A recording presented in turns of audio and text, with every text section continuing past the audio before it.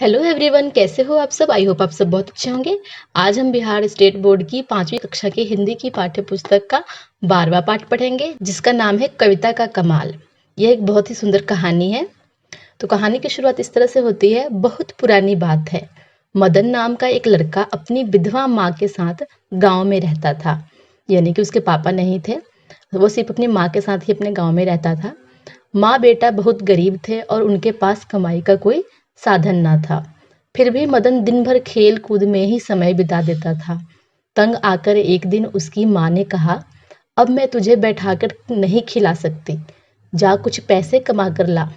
मदन घर से निकल पड़ा। वह गहरी सोच में डूबा था कि क्या करे, कैसे कमाए कि पैसे। अचानक उसे डुगडुगी पीटने की आवाज सुनाई दी। सुनो सुनो सुनो, राज दरबार में कवि सम्मेलन हो रहा है।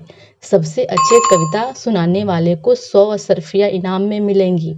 मदन चौंकन्ना हो गया। अशर्फियाँ, यह तो बना बनाया मौका था। मदन राजमहल की ओर चल पड़ा। चलते चलते वह सोच रहा था कि उसने कभी कविता तो रची न थी, क्या सुनाएगा वहां पहुंचकर। लेकिन वह मस्त स्वभाव का था, इसलिए अपनी गर्दन झटकते हुए उसने सोचा कि रास्ते में कुछ ना कुछ सूझ ही जाएगा। थोड़ी दूर पहुंचा तो एक कुत्ता दिखाई दिया। कुत्ता पंजों से जमीन खोदने में लगा था। मदन ने सोचा कि क्यों ना अभी अपनी कविता शुरू की जाए। बोला, खुदुर खुदुर का खोदत है। यह पंक्ति उसे इतनी पसंद आई कि उसे दोहराते हुए चलता गया। वह एक तालाब के पास पहुंचा। वहां एक भैंस पानी पी रही थी। मदन बोल पड़ा, सुरूर सुरूर का पीबत है। मुस्कुराते हुए वह आगे बढ़ा।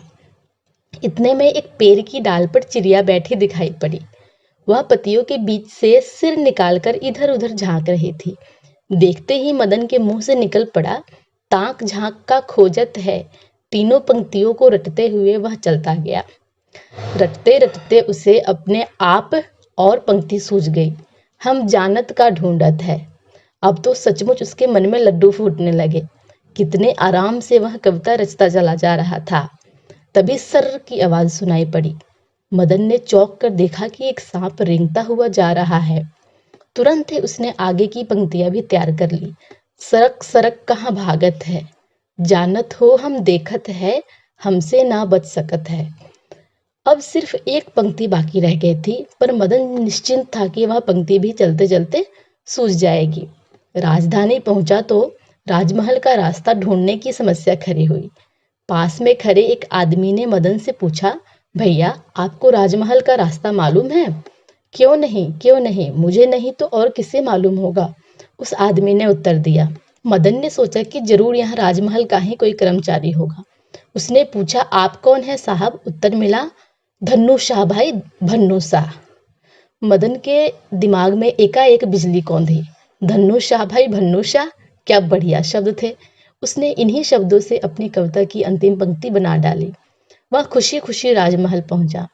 अंदर घुसने से पहले उसने अपनी कविता फिर दोहराई। खुदुर खुदुर का खोदत है, सुरूर सुरूर का पीबत है, ताक झांक का खोजत है, हम जानत का ढूंढत है। सरक सरक कहाँ भागत है, जानत हो हम देखत है, हमसे ना बच सकत है, धन्नू शाह भाई भन्नू शाह। राजमहल में कविता सम्मेलन शुरू हो चुका था। एक एक करके कवि अपनी कविता सुना रहे थे। बारी आने पर मदन ने भी अपनी कविता सुनाई। सुनने वाले एक दूसरे का मुंह ताकने लगे, क्या अर्थ होगा इस विचित्र कविता का। पर किसी ने भी यह नहीं दिखाया कि उसे कविता समझ में नहीं आई। राजा के सामने वे मूर्ख नहीं दिखना चाहते थे। उस रात राजा साहब की भी नींद गायब हो गई। मदन की कविता उसको सता रही थी। छज्जे पर खड़े होकर वे कविता दोहराने लगे। सोचा कि शायद इसी तरह इस पहेली को बूझ पाए। संयोग से उसी समय चोर राजा के खजाने में सेंध लगा रहे थे। उनमें से एक चोर वही धन्नू शाह था, जिसने आज दिन में मदन को राजमहल का रास्ता बताया था। ऊंची आवाज में राजा साहब बोलते जा रहे थे, खुदुर खुदुर का खोदत है। चोरों ने सुना तो चौंक कर रुक गए। क्या किसी ने देख लिया था उन्हें। डर के मारे चोरों का गला सूखने लगा। अपने साथ जमीन को मुलायम करने के लिए पानी लाए थे। धन्नू शाह ने उठकर एक आध घूंट निगला। तभी राजा साहब बोले, सुरूर सुरूर का पीबत है। चोरों को काटो तो खून नहीं। सहम कर इधर उधर झांकते लगे कि कोई पकड़ने तो नहीं आ रहा। राजा ने फिर कहा, ताक झांक का खोजत है, हम जानत का ढूंढत है। यह सुनकर चोरों ने सोचा कि किसी तरह जान बचाकर भागा जाए। वे दबे पांव बाहर सरकने लगे, पर राजा की आवाज आई, सरक सरक कहाँ भागत है, जानत हो हम देखत हैं, हमसे ना बच सकत है धन्नुषा भाई भन्नुषा। धन्नुषा की तो सांस वहीं रुक गई। उसने सोचा अब कोई चारा नहीं, बस राजा साहब से दया की भीख मांग सकता हूँ। दौड़कर उसने राजा साहब के पैर पकड़ लिए और विनती करने लगा, क्षमा कर दीजिए महाराज, अब भूल कर भी ऐसा काम कभी नहीं करूंगा। वैसे हमने कुछ लिया ही नहीं, आपका खजाना सही सलामत है। राजा साहब हक्के बक्के रह गए। उन्होंने तुरंत सिपाहियों को बुलाकर छानबीन करवाई तो पता चला कि उनका खजाना लूटते लूटते बचा था। मदन को बुलवाया गया। राजा ने शाबाशी देकर कहा, यह सब तुम्हारी कविता का कमाल है। मदन को सोने चांदी से माला माल कर दिया गया। वह खुशी खुशी अपने गांव लौट आया। अब उसके पास अपने और अपनी माँ के रहने के लिए काफी धन था। इस कहानी से यह शिक्षा मिलती है कि यदि कोई काम करने का ठान लो और हिम्मत कर कोशिश करो तो उस काम को करने के रास्ते खुद ब खुद मिल जाते हैं। आगे अभ्यास के प्रश्न। बातचीत के लिए, राजमहल क्या है, इनमें कौन कौन लोग रहते हैं? जिस महल में राजा निवास करता है उसे राजमहल कहते हैं। इसमें राजा के साथ रानी, बच्चे, कर्मचारी आदि रहते हैं। सुखी रहने के लिए मदन एवं उसकी माँ ने सोने चांदी से क्या क्या खरीदा होगा? सुखी रहने के लिए मदन और उसकी माँ ने सोना चांदी से अन्न, वस्त्र तथा जीवन यापन के लिए उपयोगी सभी वस्तुएं खरीदी होंगी। राजा का खजाना लूटने से बच गया, कैसे? राजा का खजाना लूटने से बचने का कारण मदन की कविता था। राजा उसकी कविता का अर्थ समझने के लिए रात में छत पर बार बार दोहरा रहे थे। धन्नुषा को लगा कि राजा वास्तव में हमें देख रहा है। किन किन अवसरों पर डुगडुगी पीटी जाती होगी, इनकी सूची बनाइए। किसी बात का प्रचार करने तथा व्रत या त्योहार के अवसर पर डुगडुगी पीटी जाती होगी। आप किन किन कामों के लिए डुगडुगी पीटेंगे, इनकी भी सूची बनाइए। जब कोई छोटा बच्चा खो जाए या किसी बात का प्रचार करने की जरूरत होगी तो हम डुगडुगी पीटेंगे। किसी बात को लोगों तक पहुंचाने के और कौन कौन से तरीके हो सकते हैं?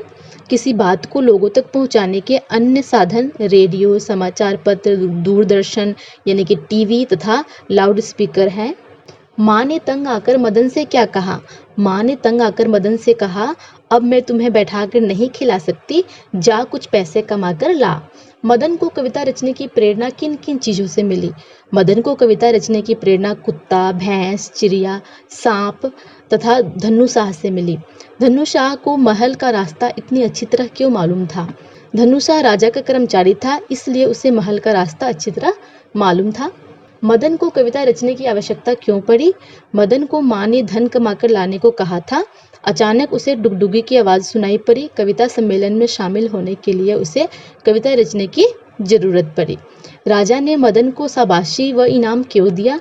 राजा ने मदन को शाबाशी और इनाम इसलिए दिया क्योंकि उसकी कविता के कमाल के कारण चोर चोरी नहीं कर सके। आगे किसने किससे कहा, अब मैं तुझे बैठाकर नहीं खिला सकती, जा कुछ पैसे कमा कर ला। माँ ने अपने पुत्र मदन से कहा। राज दरबार में कवि सम्मेलन हो रहा है, सबसे अच्छी कविता सुनाने वाले को 100 अशर्फिया इनाम में मिलेगी। डुगडुगी पीटने वाले ने लोगों से कहा। भैया, आपको राजमहल का रास्ता मालूम है? मदन ने धन्नुशाह से कहा। क्षमा कर दीजिए महाराज, ये लाइन धन्नुशाह ने राजा से कहा। यह सब तुम्हारी कविता का कमाल है, राजा ने मदन से कहा। पाठ के आधार पर सही और गलत का निशान लगाइए। मदन अपनी विधवा माँ के साथ गांव में रहता था, ठीक है ये।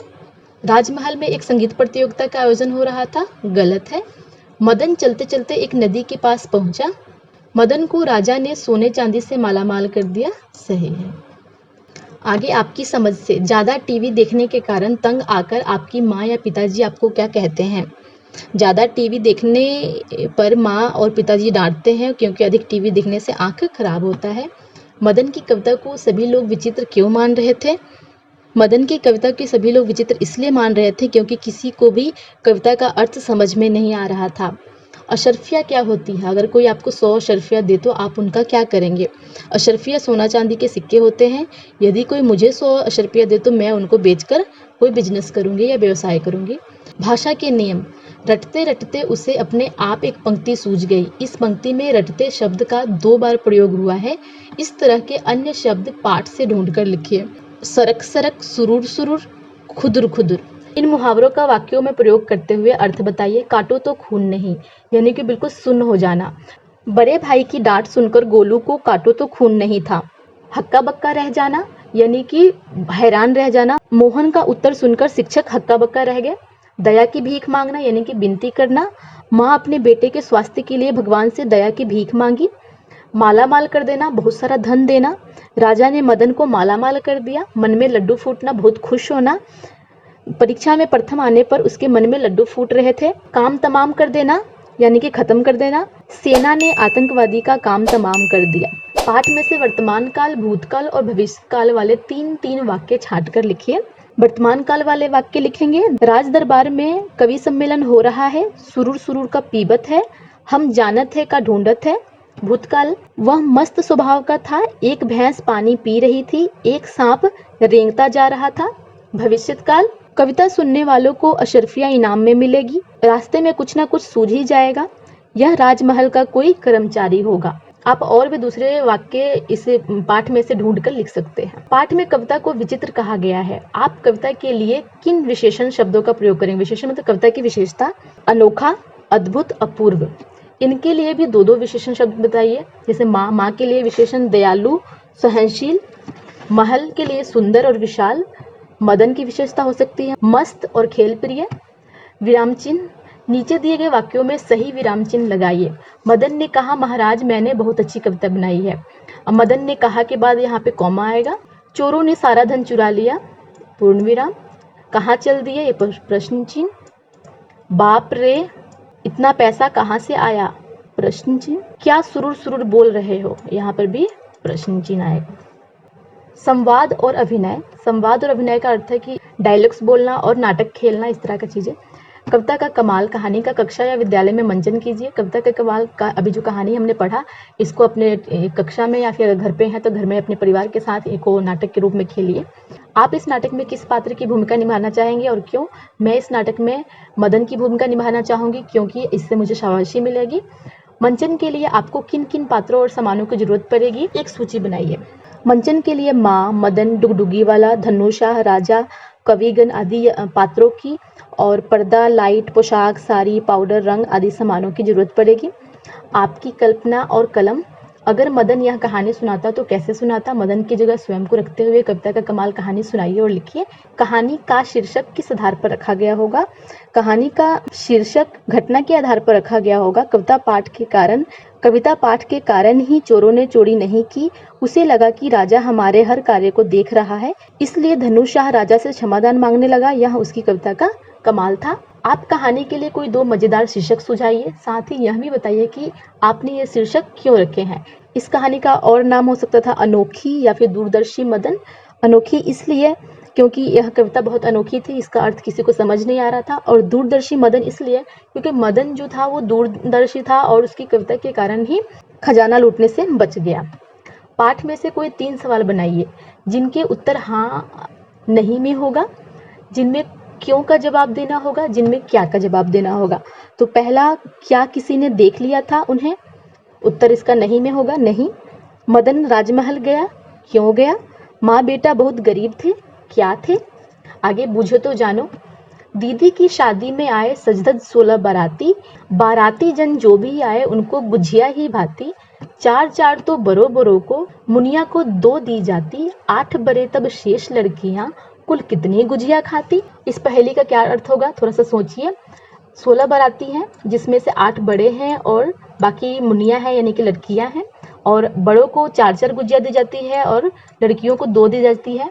तो 8 बड़े थे, उनको 4 गुजिया दी गई, 8 चौके 32, और 8 लड़कियां थी, उनको 2-2 गुजिया दी गई। 8 दूना 16, 32 और 16 दोनों मिला के कितने टोटल गुजिया हो गई?